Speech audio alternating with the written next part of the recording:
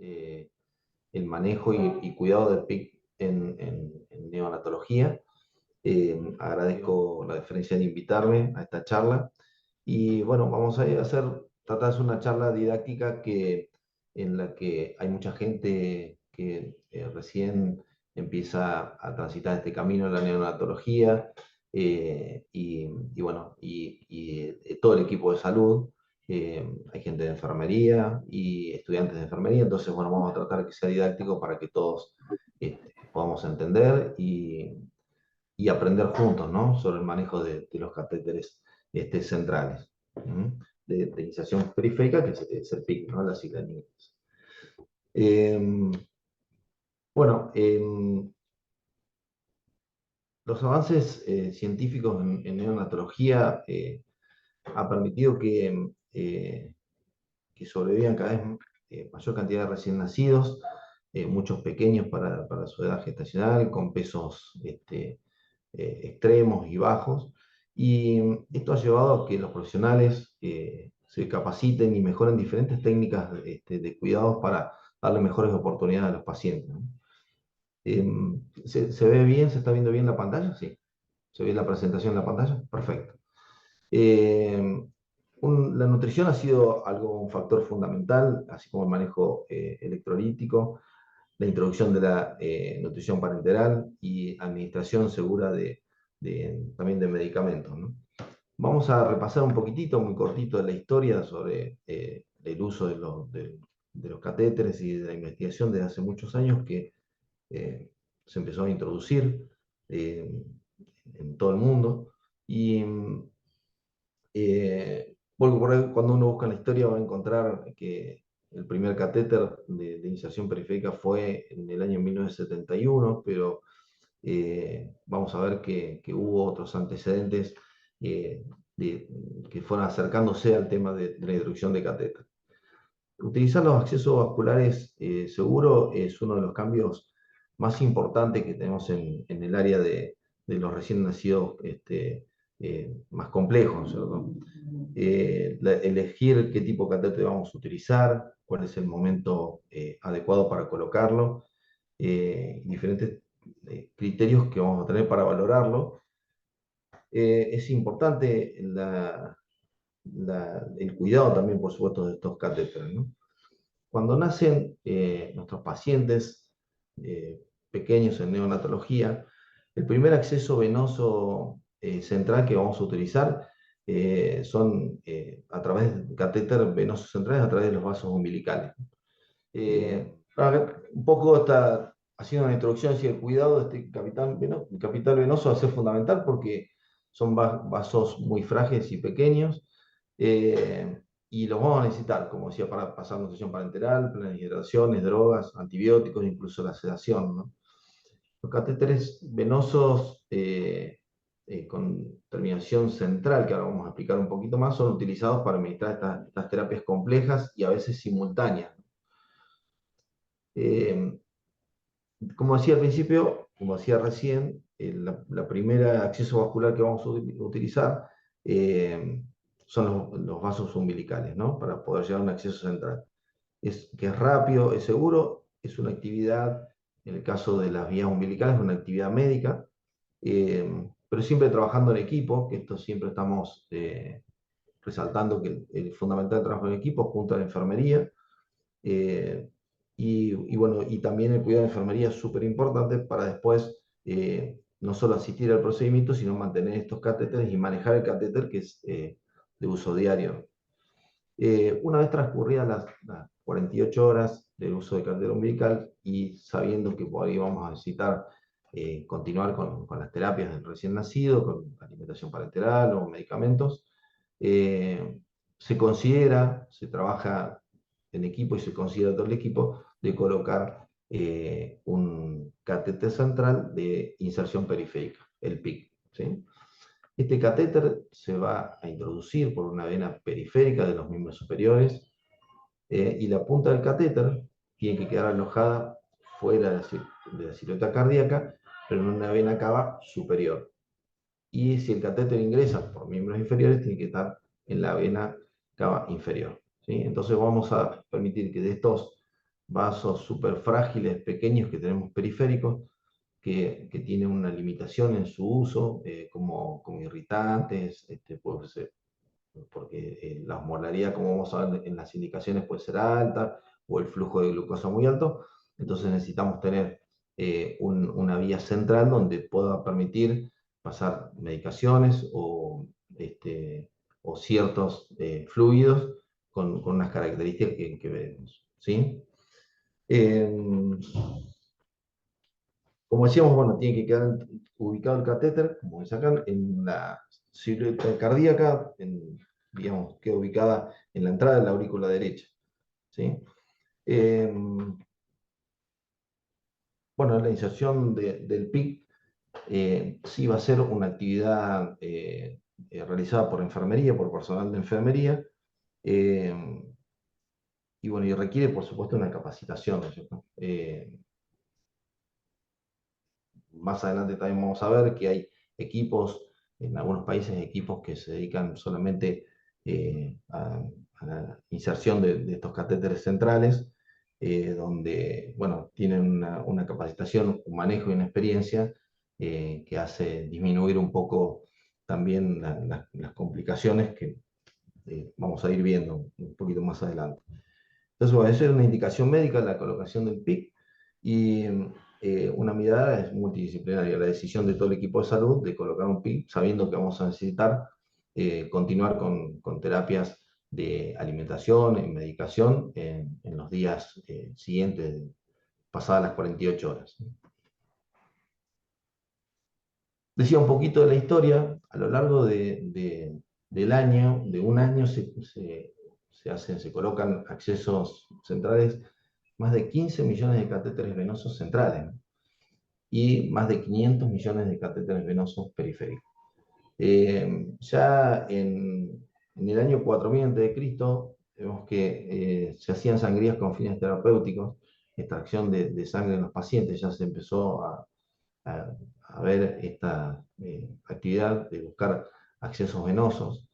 Eh, Esto un poco ayuda porque si buscamos nosotros en la bibliografía, vemos que parece que en el año 1973 empezó, 1973, sí, bien digo, empezó a realizarse, pero siempre antes estuvo este, tratando esta investigación sobre el acceso vascular.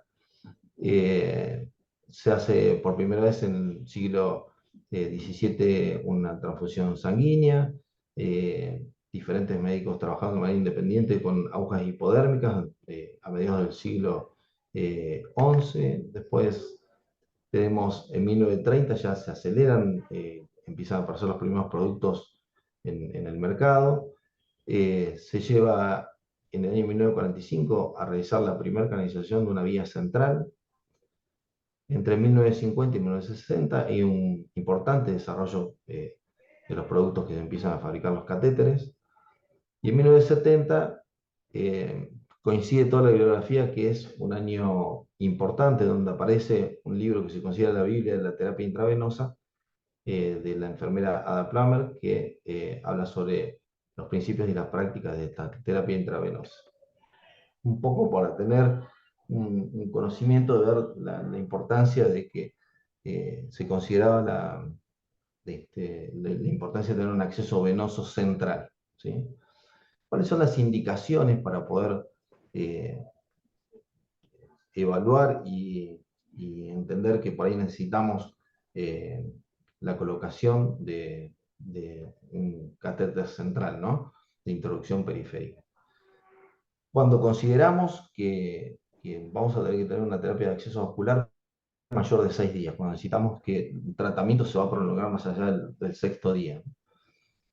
Dentro de la presentación, vamos a hablar un poquito de los cuidados neurocognitivos del recién nacido, y esto también tiene que ver eh,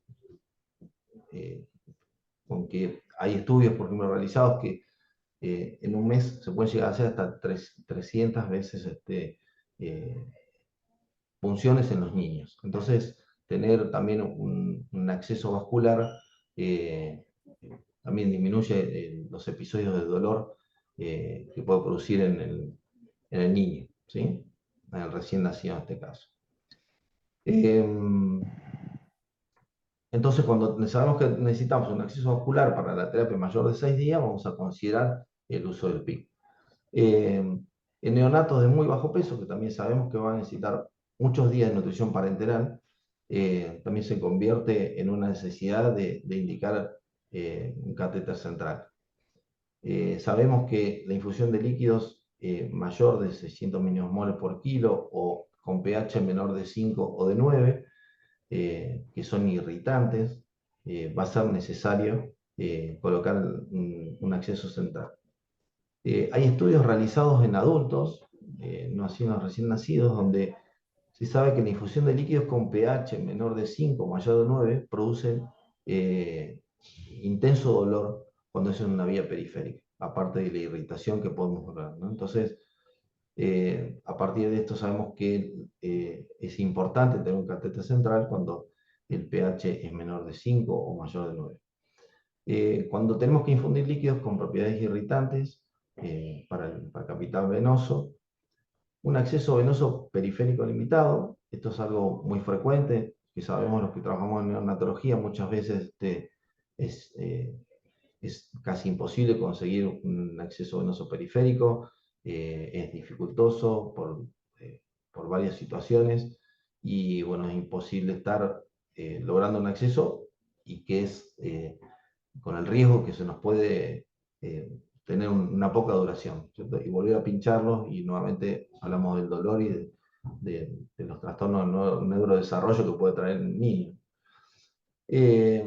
También la administración de la nutrición parenteral, cuando tiene más del 2% de aminoácidos, que muchas veces esto no es tenido en cuenta, lo de los aminoácidos, pero sí es muy frecuente que tengamos en cuenta la concentración de glucosa mayor al 12,5%, que es una de las indicaciones específicas para la colocación de un PIC. No hay contraindicaciones absolutas para la colocación de un PIC, pero sí tenemos que tener en cuenta cuando hay lesiones en algunas de las extremidades donde queremos hacer el acceso periférico, cuando hay una fractura de clavícula o de los miembros superiores, cuando hay una infiltración previa, a veces se observa cuando se usan catéteres periféricos y hay infiltración y hay edema, entonces no es absoluta la contraindicación, pero ya es dificultoso, y cuando hay edemas o hematomas. ¿Sí? ¿Se va escuchando bien? Sí. Pero, vamos a tratar digamos, explicar un poco sobre el procedimiento de la colocación de un PIC. Como yo comentaba anteriormente, es un procedimiento realizado por el personal de enfermería, a quien respeto mucho y siempre agradezco trabajar con personal de enfermería que siempre están atentos y acompañándonos y ayudándonos en todo momento. Y vamos a describir un poquito el procedimiento, pero no con múltiples detalles, ¿sí? Primero porque por respeto al personal, a las licenciadas que son las especialistas en colocar el PIC, un poco también para llamar a la gente a que el personal de enfermería que quiere aprender, que tiene que hacerlo también con la gente que está con mayor experiencia para que pueda realizarlo en una forma más adecuada. Pero de todas maneras vamos a hablar un poquito de los requerimientos y el procedimiento como debería ser, ¿sí? Eh, para ir recordando un poco entre todos cómo hacerlo. Entonces, a modo de resumen de lo que vinimos hablando hasta ahora, desde hace muchos años se estaba trabajando en tratar de lograr un acceso venoso central. Usamos un acceso venoso central cuando nacen los bebés que necesitan el acceso con una vía umbilical, que es un acto médico acompañado por la enfermería, y logramos el primer acceso venoso central, siendo por las venas o arterias umbilicales. Luego, cuando pasan estas 48 horas, empezamos a considerar la administración, la colocación de un PIC, ¿sí? Que es el catéter central de inserción periférica, ¿sí? Para poder lograr con este catéter, desde un miembro superior, inferior en algunos casos, habitualmente por el superior, desde el brazo, poder llegar hasta la entrada del corazón, ¿sí? Hasta la vena cava superior. Y poder infundir sustancias que pueden ser irritantes directamente a una vía central, directamente al corazón, ¿sí? Eh, bueno, vamos a hablar un poquito entonces de los requerimientos que necesitamos para el procedimiento.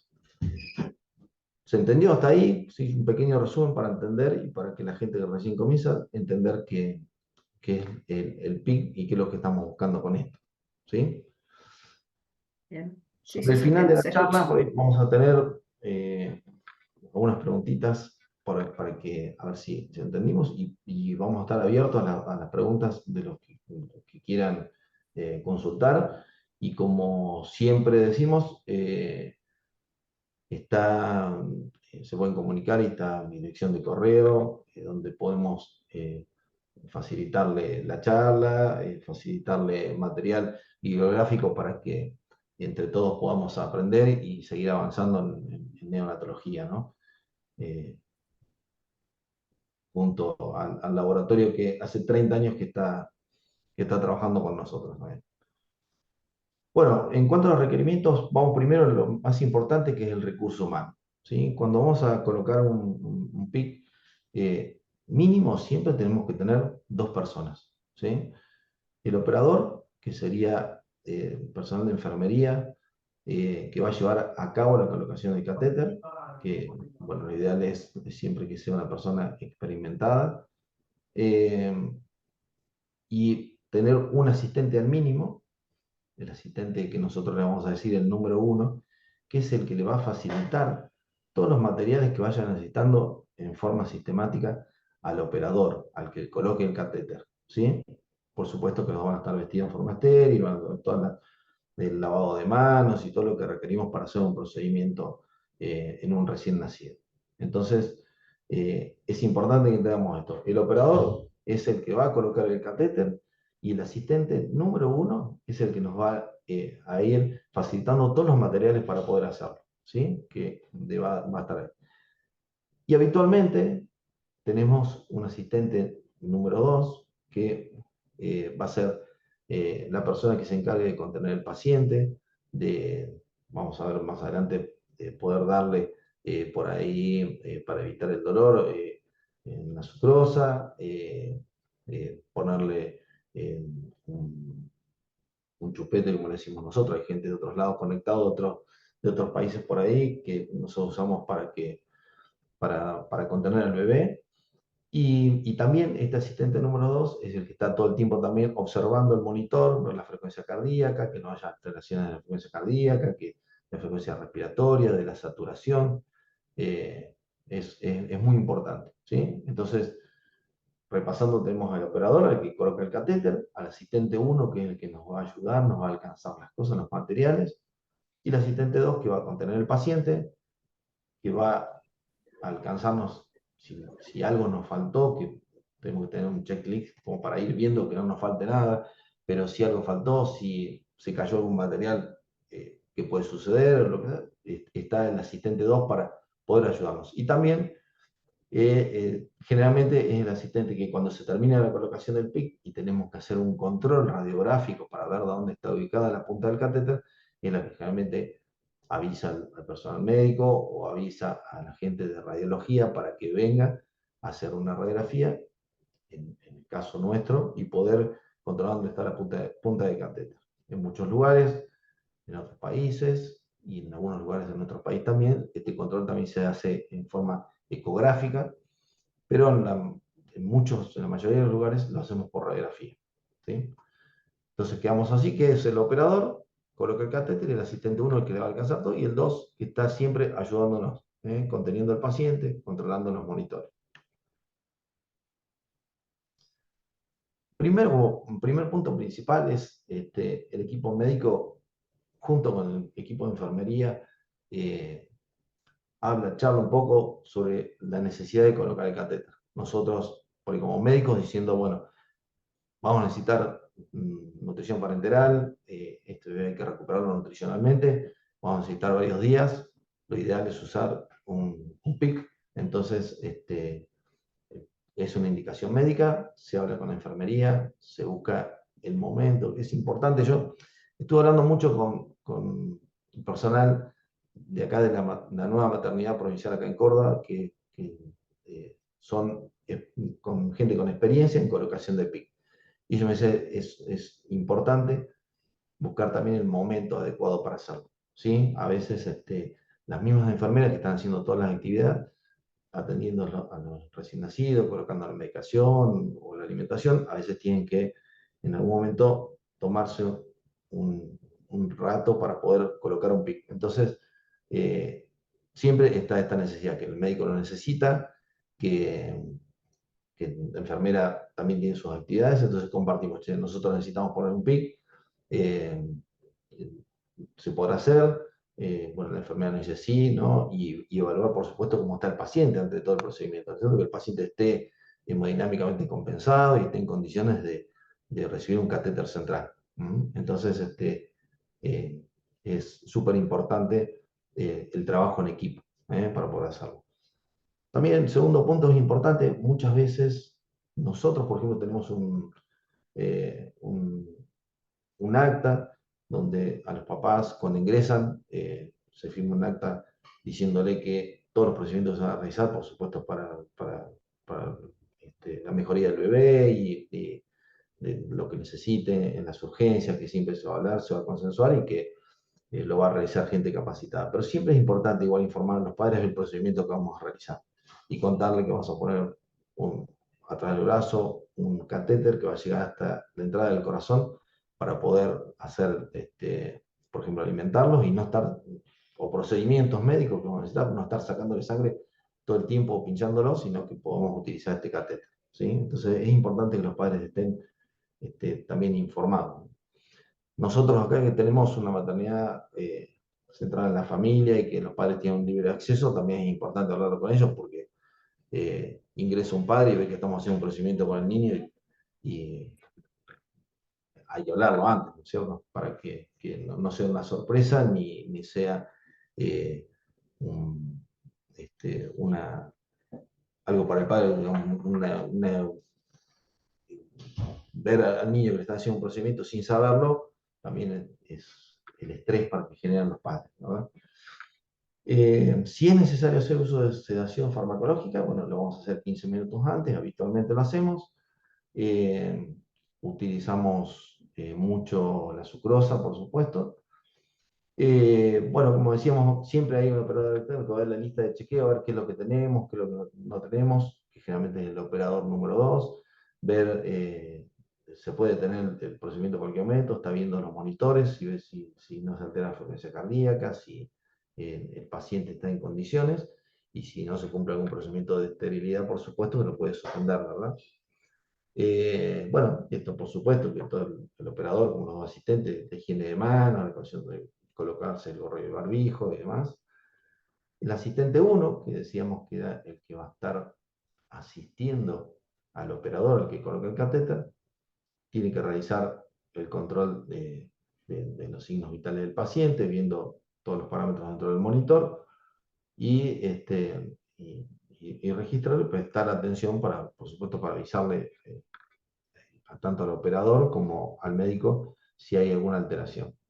Bueno, el operador es el que va a decidir el sitio de punción. Como primera elección siempre las venas basílicas o cefálica, axilar. Y como última elección siempre son los miembros inferiores y la yugular externa.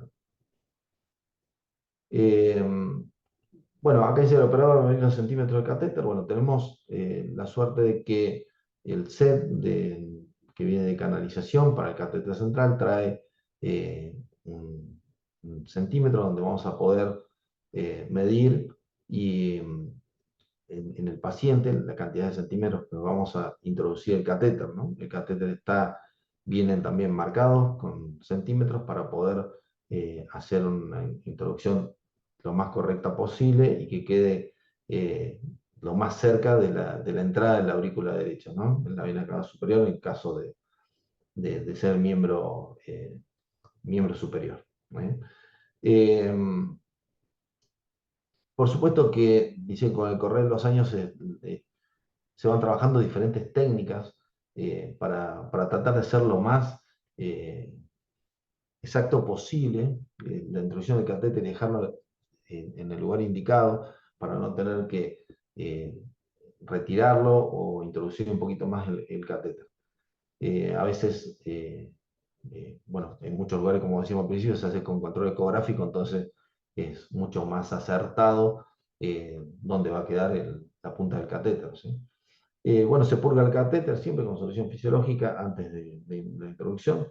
Bueno, el asistente se prepara con todos los métodos que generalmente están consensuados por cada servicio de infectología de cada institución. Eh, y bueno, y para poder empezar con el procedimiento. El asistente 2 lo mismo, empieza eh, nos acordamos nuevamente, recordamos que el asistente 2 es el que va a estar siempre conteniendo el paciente, posicionándolo. También acá nuestras compañeras de enfermería nos decían que es muy importante el posicionamiento del paciente, que antes se lo tomaba con mucho detalle y por ahí uno se olvida de estas cosas, pero el posicionamiento de la cabeza del bebé es fundamental para poder hacer un buen procedimiento.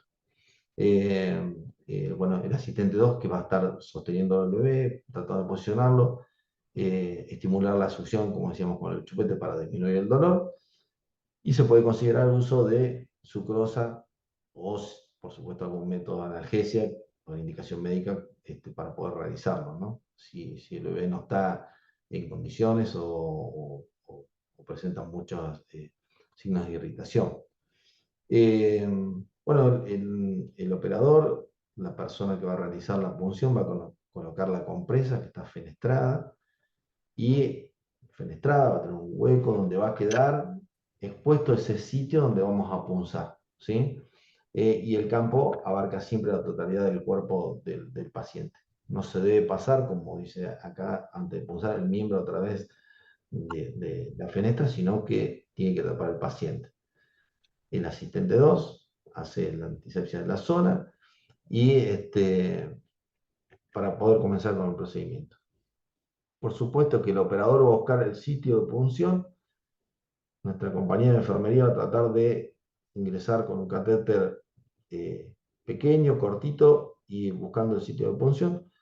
También, como decía ya en varias oportunidades, en muchos lugares se utiliza un ecógrafo para poder localizar eh, el vaso sanguíneo con más facilidad e incluso se mide el tamaño de este vaso para saber qué catéter vamos a utilizar de cuántos French, ¿sí? No en todos lados se hace, sería una buena técnica poder hacerlo y adquirir experiencia sobre esto, ¿no es cierto? Eh, como algo importante, también siempre no hay que pulsarlo más de 2 veces por el operador, a veces no se puede poner, no se puede. Eh, una vez que se va a constatar que hay un retorno venoso, se va a infundir una solución salina para ver que está permeable. ¿Sí? Cuando se realiza, bueno, esto es lo que decíamos, que la cabeza del paciente tiene que estar bien ubicada, como me decían nuestras compañías, que es importante, fundamental, porque la gente que está conectada y que lo hace sabe que es importante cómo está ubicada la cabeza del paciente, tiene que estar mirando hacia el operador para que no se deslice por una vena colateral y vaya hacia la cabeza, ¿no? El asistente 1, que es el asistente 1 el que nos iba a alcanzar todas las cosas, nos está ayudando para hacer esta punción, va también a estar observando el monitor para detectar que haya presencias de arritmia o no. Una de las complicaciones, como decíamos, puede ser, a veces tenemos una arritmia y esto es porque el catéter ingresó a la aurícula, ¿no? Pasó, ya entró, digamos, al corazón y puede producir arritmia. Entonces hay que estar atentos siempre al monitor porque por más que hayamos tomado la medida y sabemos cuántos centímetros podemos introducir, a veces si no es por control ecográfico, podemos introducir el catéter más allá de lo que se debe, o lo que deseamos en realidad, ¿no? Eh, el operador va a ver el retorno venoso por el catéter. Hay una, tiene en el set tiene un ojito lateral donde se ve que viene el retorno sanguíneo, que estamos bien. Y se puede infundir, por supuesto, una solución fisiológica lenta para permeabilizar y ver que estamos realmente dentro del vaso. Bueno, un poco, como decía yo, no quiero entrar en detalles específicos del procedimiento, que es un procedimiento del personal de enfermería. Eh, pero bueno, siempre hay que ver un poquito siempre la hemostasia del paciente, sostener el catéter una vez que lo introducimos para ver que no se deslice. Y se hace una vez que introducimos el catéter, ¿no? Yo no quería explicar en detalle, digamos, la introducción eh, de la mariposa, luego se va introduciendo el catéter, en el set viene con una pinza y se introduce el catéter. Eh, una vez que estamos en los centímetros que nosotros consideramos, que ya se tomó como medida con la cinta, bueno, eh, se asegura un catéter, pero no de forma definitiva, sino momentánea, y ahí pedimos una radiografía. En el caso nuestro que usamos radiografía para ver que se encuentra realmente catéter en la zona donde deseamos, ¿sí? Eh, si es con ecografía, por supuesto que se va a estar chequeando en el momento y ver a dónde está ubicado, ¿no? Es un poco más dinámico. Siempre hay que tener cuidado cuando pedimos la radiografía, que mantener, siempre se hace lo más rápido posible. Cuando se están colocando el catéter nos avisan, por favor pidan la placa, la pedimos rápido. La gente de radiografía siempre que también trabaja intensamente al lado nuestro, acompañándonos, viene para hacer la radiografía para que este catéter no se nos vaya a tapar, ¿no? Tenemos que tener cuidado que no se nos tape. Eh, bueno, se verifica la posición del catéter con una radiografía, siempre el médico a cargo y la enfermera. eh, Generalmente y siempre nosotros lo hacemos acá, lo hacemos también, verificamos la ubicación con el operador, con la persona que introdujo el catéter. Eh, y bueno, y ahí una vez que vemos que el catéter realmente está en el lugar adecuado, ahí sí recién vamos a hacer la fijación definitiva, ¿sí? Y podemos ahí, cuando vemos que la ubicación es correcta, decir, sí, la ubicación es correcta, ahí se pone eh, la medicación o se pone el suero con una hidratación mínima, por lo menos hasta ponerla indicada, para poder mantenerlo permeable y que no se nos vaya a tapar el catéter, ¿sí? Eh, Viene también en el set de canalización eh, un- no quiero decir un nombre comercial, sino que como una cinta transparente donde se va a aplicar en la zona de inserción y luego de esterilización. Y estas curaciones habría que realizarlas cada 7 días, salvo que haya algo que nos llame la atención o que vemos que empieza, que puede haber una infección o que puede haber algún riesgo o sangrado, si no, se evita estar tocando la zona, ¿sí? Bueno, un poquito como decíamos recién, y vemos abajo que se hacen con controles ecográficos también, o por radiografía, como hacemos habitualmente. Tenemos la fijación temporal del PIC, ¿no es cierto? Hasta poder hacer la radiografía, mantenerlo permeable, que es importantísimo. Verificamos la ubicación y ahí sí lo podemos asegurar a piel y quedarnos tranquilos que está en una buena ubicación. Bueno, acá decíamos, como decíamos recién, tratar de no estar tocando todo el catéter y la fijación antes de los 7 días, porque podemos aumentar el riesgo de contraer infecciones y aparte que se desplace, ¿sí? Puede salir el catéter o puede introducirse hacia dentro del corazón. Así que bueno, mientras en la curación no veamos que haya sangre, que esté despegada, que esté manchada, que está mojada, no habría que tocarlo, sería lo ideal. Bueno, y recordar que toda la manipulación, sea de la administración de medicamentos, de hemoderivados o de una nutrición parenteral o de hidratación, todo tiene que ser estéril y tener las curaciones pertinentes porque ponemos un catéter central que va hasta la entrada del corazón. Vamos a pasar medicamentos, nutrición parenteral o hidratación y, y tenemos que cuidar mucho el tema de las infecciones, no solo de ese catéter, porque el catéter por ahí está bien colocado, está con todas las normas de sanidad que necesitamos y por ahí podemos eh, no prestar atención en pasar un medicamento o una nutrición parenteral que tiene que también estar en las mismas condiciones para evitar infecciones futuras, ¿no? ¿Vamos bien? ¿Se va entendiendo? ¿Sí? Todo bien. Perfecto, perfecto. Bueno, un poquito quería hablar del manejo del dolor, que a veces, cada día, por suerte, estamos prestando más atención al neurodesarrollo, eh, y son todas las intervenciones que necesitamos al cuidado para el sistema nervioso central de los recién nacidos, ¿no? Sobre todo en los prematuros. Sabemos que la neurogénesis es importantísima. Tenemos 4 etapas, como es la proliferación, la migración, la diferenciación y la maduración. Cualquier situación de estrés, como el dolor que generamos en un procedimiento, puede traer trastornos en cualquiera de estas 4 etapas que tenemos de la neurogénesis, ¿no? Entonces es súper importante tenerlo en cuenta. Podemos tener alteraciones en la atención, en la memoria, en la percepción, en el lenguaje y en la interacción social, ¿no? Entonces, para el futuro de estos niños es eh, importante tener cuidado con el manejo del dolor y del neurodesarrollo.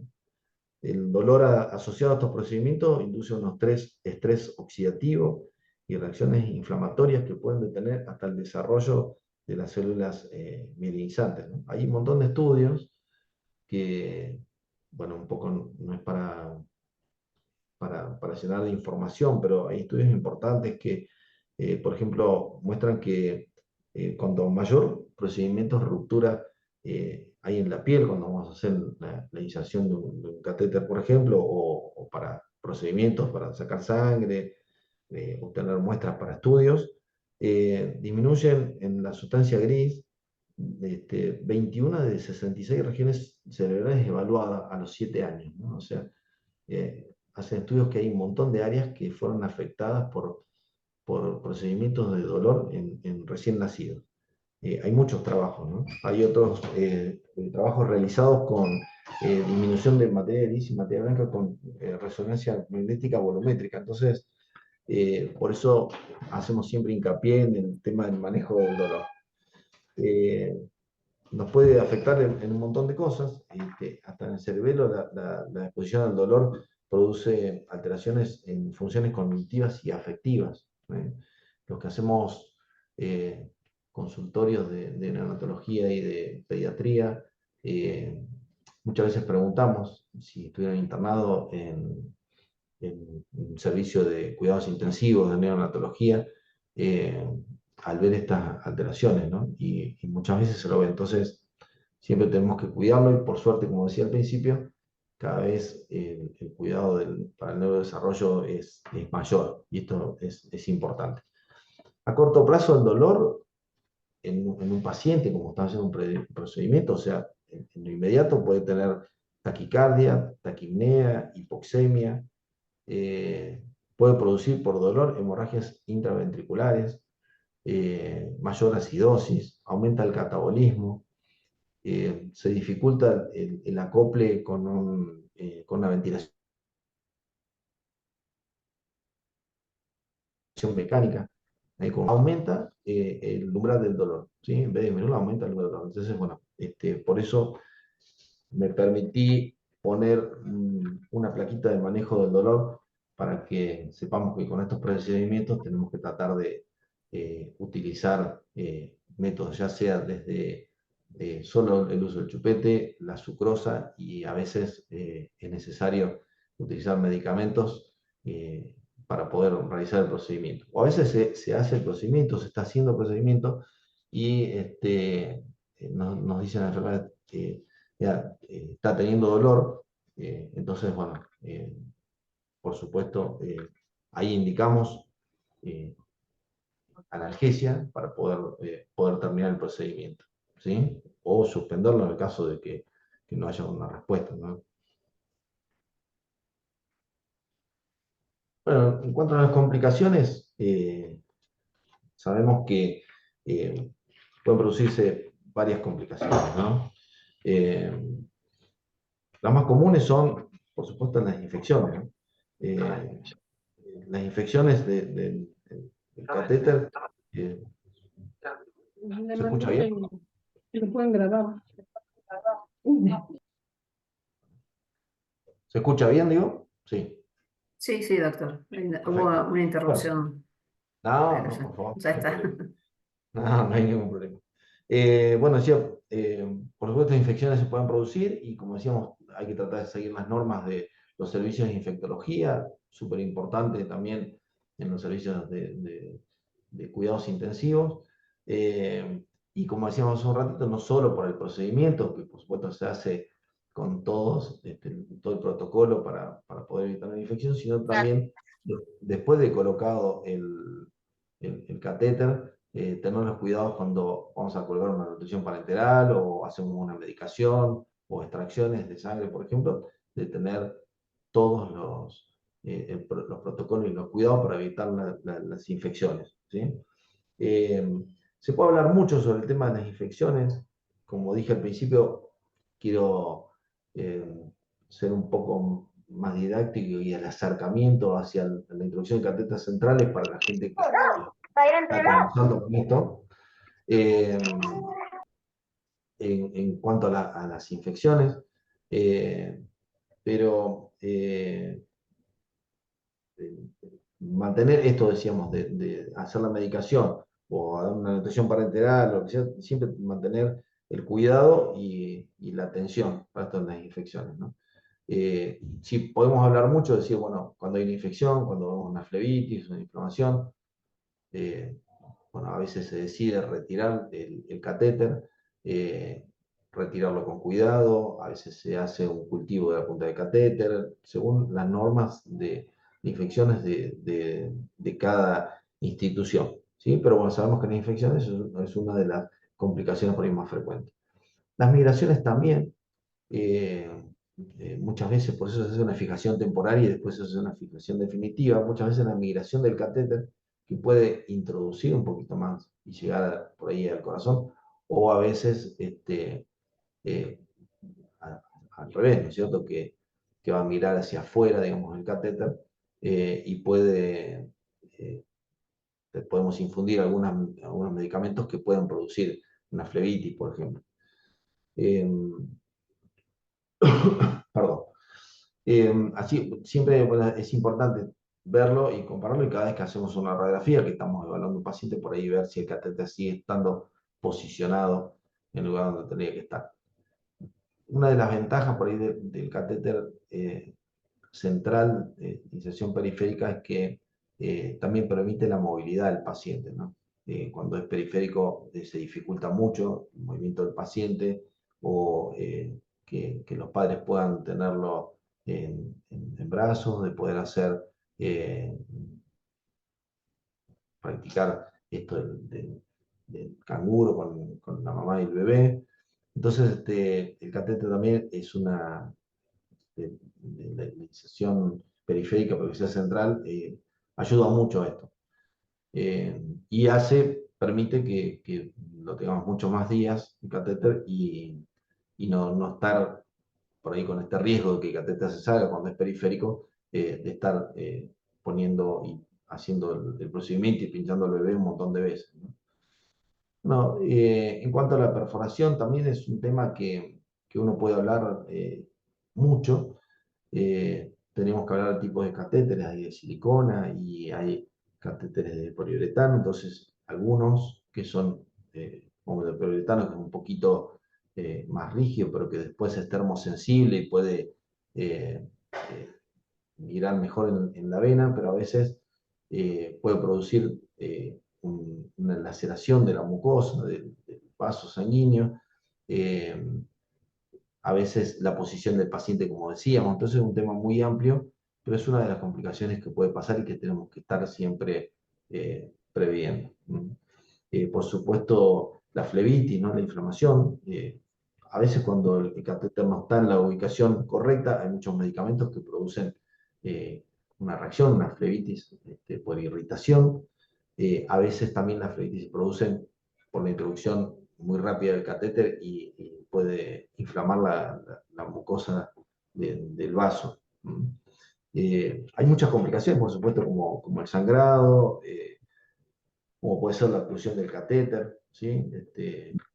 Siempre hay que evaluar en el paciente la hemostasia y eh, ver cuando se hace el procedimiento previo y cuando se hace el procedimiento. Muchas veces este chico tiene una hemostasia que no es muy correcta, que está sangrando, entonces bueno, hay que tener cuidado y evaluarlo dentro de la evaluación que hacemos, riesgo-beneficio de poner un catéter y ver si el paciente está en condiciones, como decimos al principio, ¿no? Que el paciente esté hemodinámicamente compensado para poder realizarlo. Eh, También se puede hablar de la oclusión del catéter, que a veces no quise entrar en temas muy técnicos, pero a veces está tapado el catéter y lo queremos destapar.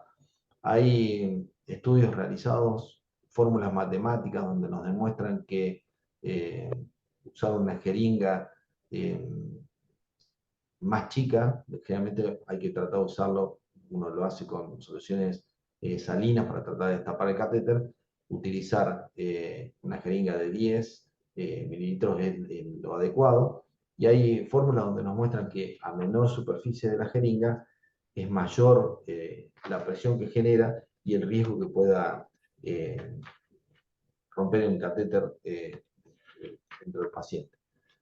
Para los que estén interesados en conocer un poco más de esta cuestión y conocer la fórmula, no tengo ningún problema en pasarle toda la especificación técnica de esto, y lo vemos frecuentemente. Se ve que a veces se quiere destapar con una jeringa grande y no se puede, y nos piden jeringa más chiquita para ver si se puede destapar, y bueno, es un riesgo. Entonces hay que tener en cuenta siempre que cuanto más chicas son las jeringas, mayor presión generamos dentro del catéter y que podemos romper, ¿sí? Entonces no hay que tenerlo en cuenta y prever esto.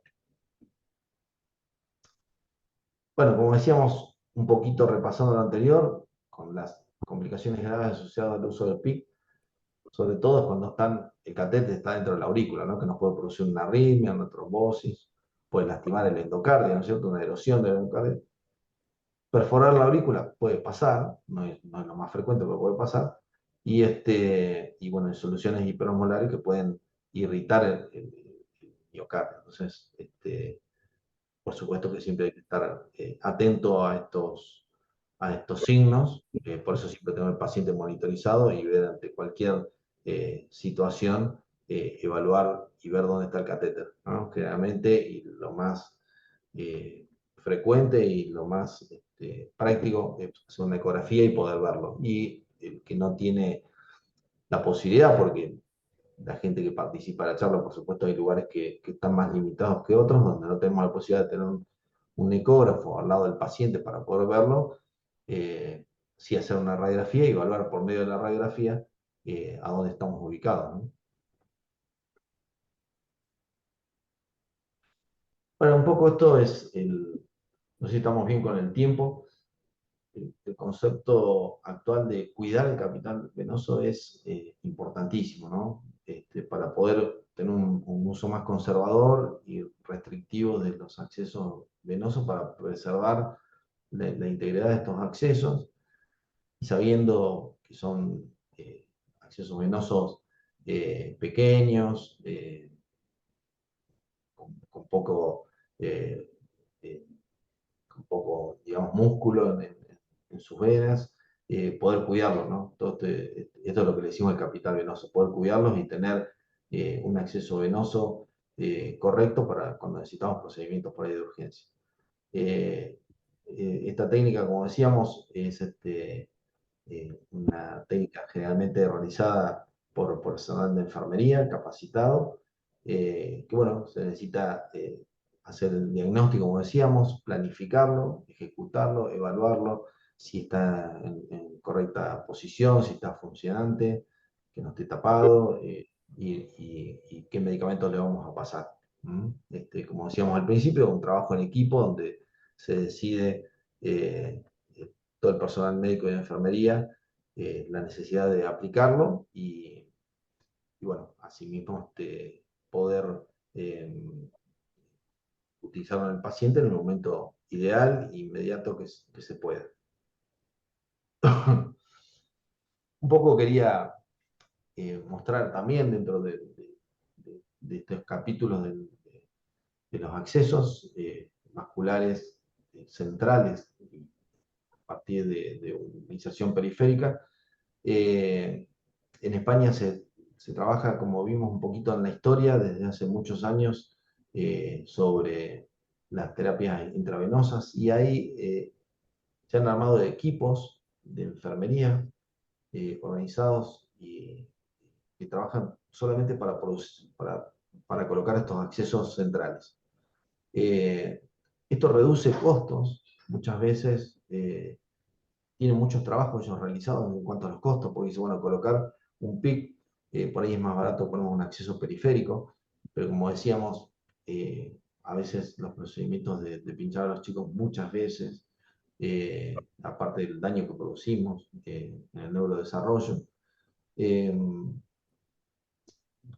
a veces, y en la cantidad de veces que hay que por el movimiento del bebé, de su mamá, del personal del equipo de salud, a veces se salen, hay que volver a pincharlos, hay que volver a introducir un catéter periférico, entonces a veces un catéter central nos reduce costos, ponemos un catéter central y lo podemos tener según el tipo de material, que sea de silicona o sea de poliuretano, lo podemos tener alrededor de 30 días y con un solo catéter tenemos 30 días de acceso vascular central, ¿no? Entonces, ellos tienen mucho trabajo que dice reducción de costos y de trabajo, porque también es un trabajo para el personal de enfermería y como decíamos, tiene un montón de cosas que realizar en una unidad de cuidados intensivos y además tener un tiempo para poder hacer estos accesos, ya sea periférico o central. Entonces, si hacemos el acceso periférico un montón de veces, nos lleva mucha carga de trabajo. También aumenta la seguridad y el bienestar del paciente, como decíamos, el dolor, por no estar pinchándolo todo el tiempo y disminuye los riesgos, ¿no? Sobre todo también de iatrogenia y de infección. Entonces, bueno, puse esta placa porque me pareció interesante y sería ideal tener equipos de terapia intravenosa con personal capacitado y con experiencia para poder aplicarlos en todas las instituciones. Bueno, esto es un poquito en resumen, traté de ser didáctico para la introducción del tema hacia los catéteres de inserción periférica, catéteres centrales. Eh, estamos, eh, Estoy abierto, por supuesto, a las preguntas. Y, Bueno, muy bien, doctor. Muchas gracias. Buenísima su presentación. Sí, hay muchas preguntas aquí en el chat, así que vamos a tratar de ir leyendo. Vamos a empezar por el principio del chat. A ver. Bien. Una que no sé si es pregunta o afirmación, pero dice sí, importa mucho el cuidado del neurodesarrollo. totalmente, totalmente es importante. Bien. Después, cuando se hace la punción y a veces continúa sangrando, ¿se coloca gasa estéril? Y se puede hacer presión con grasa estéril, se hace presión por algunos segundos y vemos si hay respuesta o no, y si la hemostasia, como decíamos hace un ratito, tendríamos que tener estudiado, por supuesto, la hemostasia del paciente para saber si podemos hacer el procedimiento, ¿no es cierto? Y bueno, después cuando se hace el procedimiento, muchas veces hay un sangrado, se hace presión con una gasa estéril para tratar de evitar esta hemorragia, y si no hay una coagulación correcta, a veces tenemos que suspender el procedimiento. Después, bueno, esto dice, si no tiene, si el catéter no tiene gas estéril cubriendo el sitio de inserción, ¿se recomienda igual la curación a las 24 horas? No, no, no. La curación es, una vez que está colocado y está puesto el apósito estéril, el parche que va es transparente y uno ve, ¿no es cierto?, si hay una inflamación, si hay una infección, si hay un sangrado. Si hay sangrado o hay algo que nos llama la atención, sí hay que hacer una curación y ver cómo está la zona para decidir si continuamos con el catéter, si se retira o Después dice, ¿se puede tomar muestra del PIC? se puede tomar muestra en Pixie. No es lo que habitualmente hacemos, pero se puede tomar, sí, y ante la emergencia siempre se utiliza. Ahí yo quería hacer un comentario respecto a eso. Eh, los PIC a partir de 3 French de simple lumen sí se podría tomar muestras. Ujú, Antes no, porque son muy pequeños y claro, se pueden tapar. por la presión. Ujú. Después, en recién nacido pretérmino en microclima. También retiran catéter umbilical a las 48 horas y colocan PIC. ¿Cómo hacen con el manejo de la humedad durante el procedimiento? Sí, por eso decía que es una, nosotros cuando pasan las 48 horas y vemos que uno necesita seguir con la terapia mucho tiempo, si se decide la colocación conjunto del equipo médico, decir la implementación de la colocación de un PIC, ¿no? Y bueno, se trata de mantener, por supuesto, el microclima durante el procedimiento. ¿Qué opina del uso de alginato de plata para favorecer la hemostasia? No lo utilizamos nosotros habitualmente. Bien, bueno, ¿cuál sería la jeringa ideal para destapar? Bueno, yo escuché que usted dijo la de 10 Sí, la de mililitros. 10. Eso decía que al que le interese, si quiere, pasamos la fórmula matemática donde muestra que a menor tamaño de la jeringa, mayor la presión que se genera y el riesgo de la ruptura del catéter, ¿no? Sí. A ver acá, si vemos otra pregunta. Bueno, vamos a ver.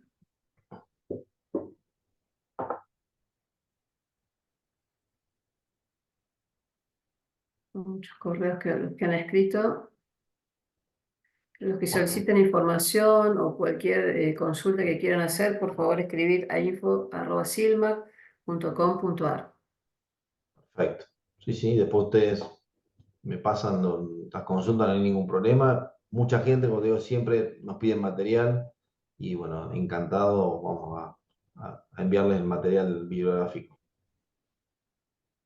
Bueno, acá hay otra pregunta que dice, los hemoderivados, ¿cuáles se pueden usar y en qué tipos de catéteres? Los hemoderivados. Sí, Y también cuando los catéteres, cuando más chicos son, no hablamos del tema de los French, de los catéteres, este, de las medidas de los catéteres, ¿no es cierto? De uno, de dos, de tres French. Cuanto más chicos son, es más dificultoso usar los hemoderivados para los catéteres más pequeños, ¿no es cierto?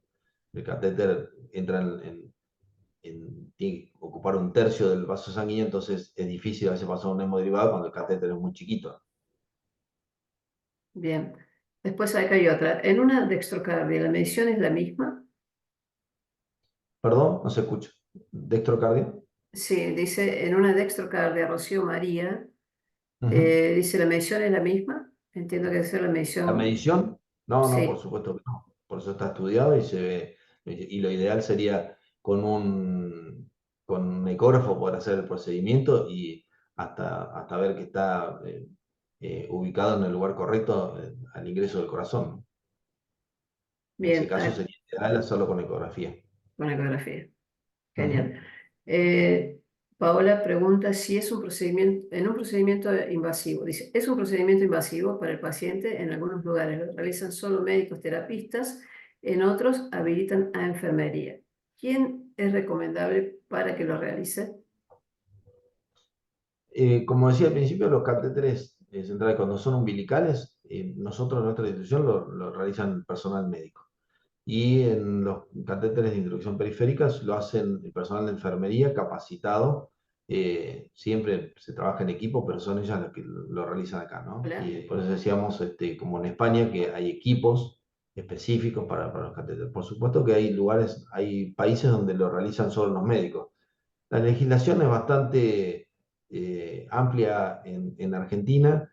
Se está trabajando mucho en estos últimos años sobre las responsabilidades del personal que lo realiza.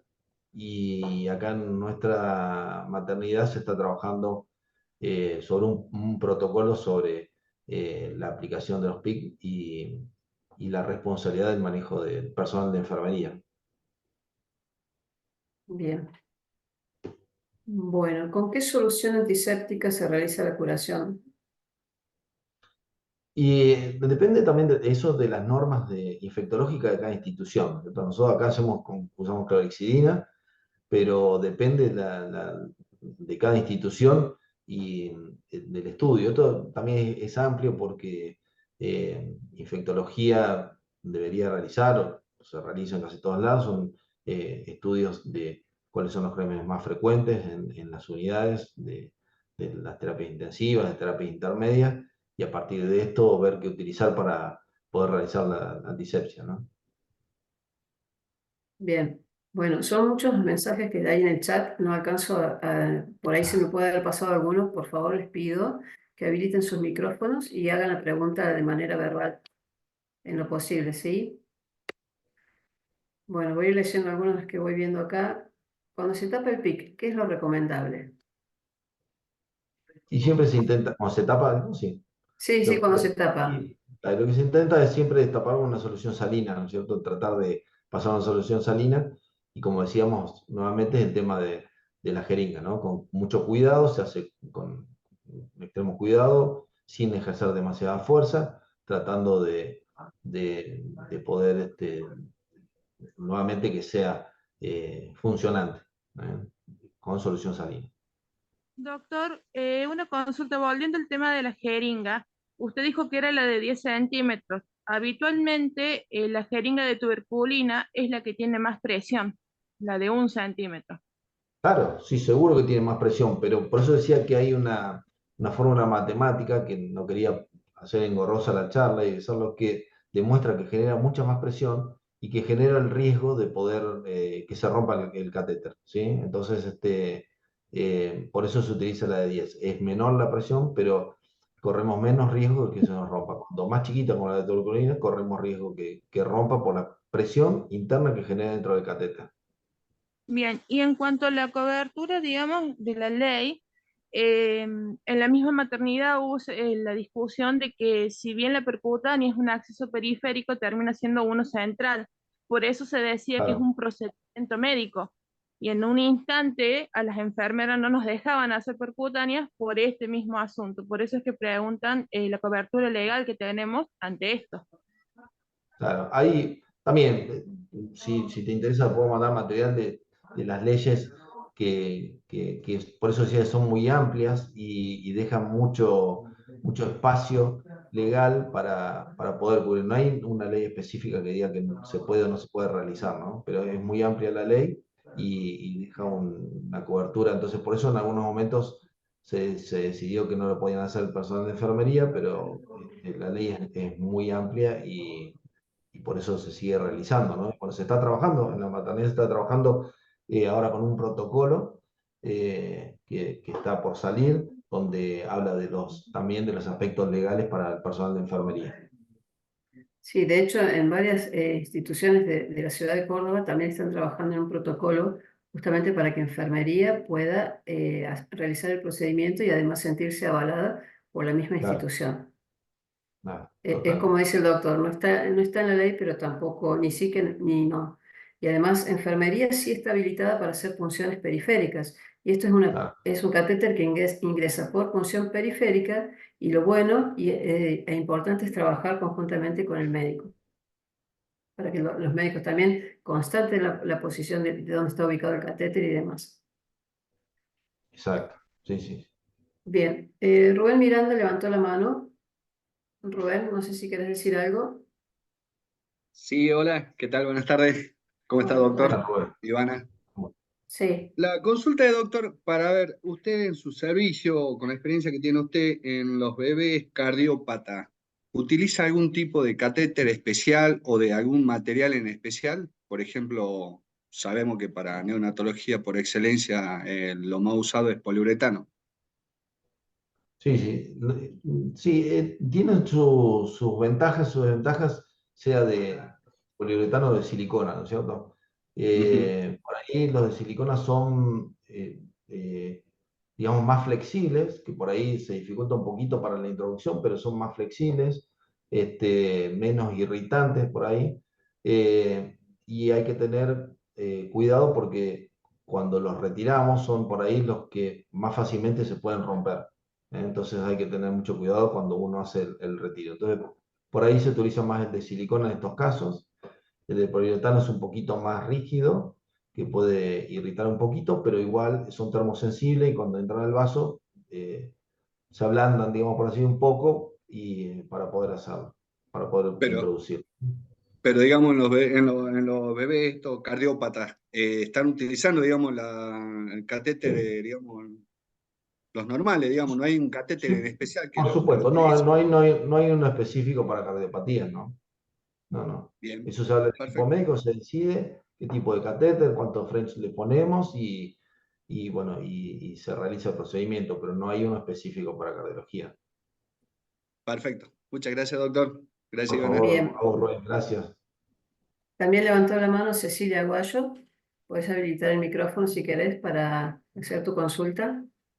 Hola, muy buenas tardes. Buenas tardes. Sí, mira, en realidad tengo dos dudas. La primera tiene que ver con la duración del catéter percutáneo, porque nosotros acá tenemos recién nacidos a los que les instalamos el catéter, pero esto se prolonga hacia los 30 días en algunas ocasiones y a medida que va pasando el tiempo, ¿cierto? Aumenta el riesgo también de colonización y de infección de este catéter. ¿Cuánto es lo recomendable que nosotros debiéramos tener instalado un percutáneo como máximo?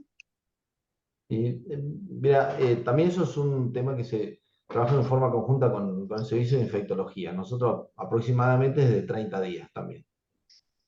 Ya, Depende del material. El de poliuretano puede durar un poquito más que el de silicona, pero habitualmente en promedio es 30 días, ¿no? Ya uno empieza a evaluar si persiste la colocación de catéter, si vamos a reemplazarlo o si se retira, pero ese es el promedio de lo que se utiliza. ya. Y lo otro, que hemos tenido algunos eventos asociados y es que en una situación muy extraña nos sucedió que en la instalación del catéter, Ujú. este se anudó en la punta y después, bueno, cirujano tuvo que retirarlo. ¿Hay alguna forma porque también nos ha pasado que a veces es más rígido el catéter y también sale como acordeón después de que no logra ingresar? ¿Hay alguna forma de anteponerse a eso? No, por Pues, supuesto que, no sé si utilizan ustedes el ecógrafo o no, pero por supuesto que lo podemos ver en el momento y cuando se introduce el catéter, poder hacer el seguimiento con el ecógrafo y ver si se está anudando o no, o si está yendo para otra proyección, ¿no es cierto? Eh, por ahí la charla merecería otra charla, porque por ejemplo hablar sobre las técnicas de radiología y ver su ubicación, si usamos miembro inferior, a veces utilizamos placas de frente, pero en realidad hay que hacerlas lateral porque uno de frente puede observar que están bien ubicadas y en realidad se van por venas colaterales y van hacia la columna este,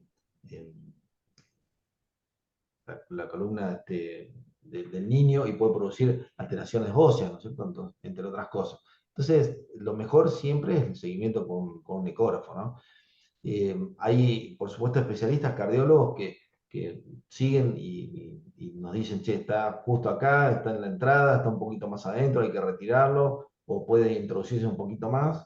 Pero de todas maneras, lo ideal sería que el médico terapista pueda utilizar también el ecógrafo sin ser ecografista para poder hacerlo y uno se hace al ojo y aprende y se hace avesado para poder ver en la introducción con el ecógrafo, poder ver la ubicación y si está anudado muchas veces se puede ver, ¿no? Depende ya, del ecógrafo, del equipo y de la capacidad del equipo, pero es lo ideal. Igual de claro. todas maneras se puede utilizar, que no lo dijimos, a veces cuando los equipos de rayos son limitados, algunos tienen para poder hacer una ubicación más precisa, pero cuando son muy limitados los equipos de rayos se puede utilizar material de contraste para poder ver dónde está la punta del catéter, ¿no? Se hace con una dilución mínima y se hace previo solución salina, se hace el contraste y después se hace otra vez nuevamente solución salina, apenas hacemos la placa para poder lavarlo y limpiar el catéter y no correr riesgo de que se nos tape. Claro. Ya, muchas gracias, doctor. No, por Buenas favor, a vos, tardes. Cecilia. Buenas Bueno, tardes. son muchísimas las preguntas que hay. Les comento que vamos a estar pasando un link para saber qué les pareció la capacitación y para que nos dejen su correo en esa encuesta para poder mantenernos en contacto, ¿sí? Doctor, la verdad que ha sido muy interesante su disertación. Así que Muchas bueno, gracias. le agradecemos y a todos los que han estado presentes también. Bueno, yo creo que ya está en un tiempo bastante prudencial. Doctor, seguramente usted tiene que continuar con sus actividades. Así que me parece que ya es momento de dar por finalizada esta capacitación. Y bueno, seguramente vamos a estar invitándolos nuevamente a todos los que están conectados en algún otro tipo de capacitación de diferentes productos. Así que bueno, muchas gracias Bueno, a Elisa, todos. Por favor, si muchísimas quieren, gracias. bien. Agradecido soy yo, muchísimas gracias. Espero, agradezco tus palabras y espero haber sido didáctico, sobre todo para que nos sirva a todos. Y bueno, muchas gracias. Una sola cosa, siempre, todas las charlas que hago siempre es en honor a alguien. Lo hicimos con la epidemia del COVID, a unas compañeras de enfermería que fallecieron por el COVID. Siempre estamos dedicándole a alguien la charla. Hoy quiero hacerlo para mi papá, que siempre me acompañó en las charlas, siempre las escuchó, por más que no era médico. Y bueno, que hoy me está acompañando desde el cielo, pero sé que está acá.